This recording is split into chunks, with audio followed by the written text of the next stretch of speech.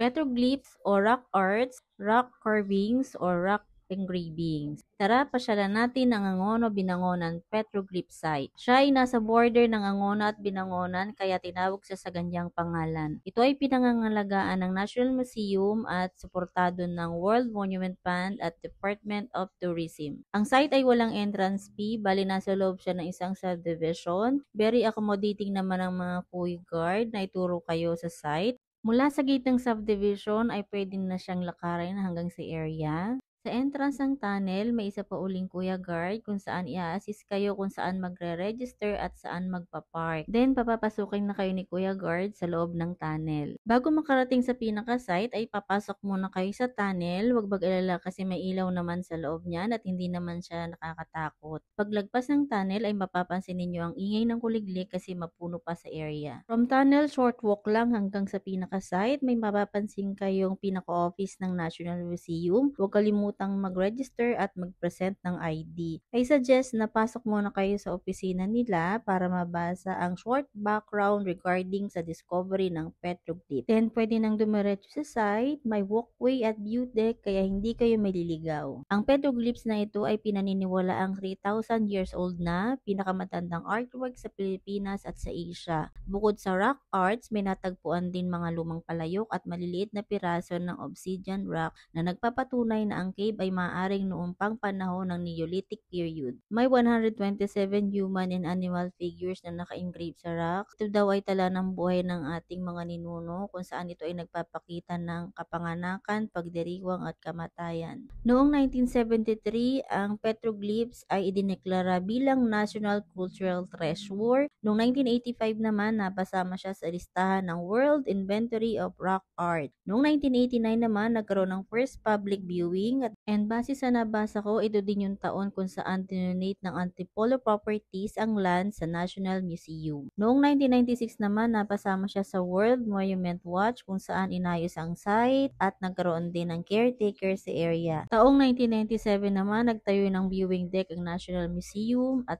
noong 1998 naman, ang World Monument Fund ay inassist ang National Museum para matapos ang Archaeological and Geological Survey. Ito ay kailangan para magkaroon ng policies ng pagpoprotekta sa area. So, ito ngayon ang view ng Angono Binangonan Petroglyph Site. Na-enjoy natin siya for free dahil sa effort ng iba't ibang agency para maprotektahan ang area. Yun lang po muna ang aking kwento. Salamat!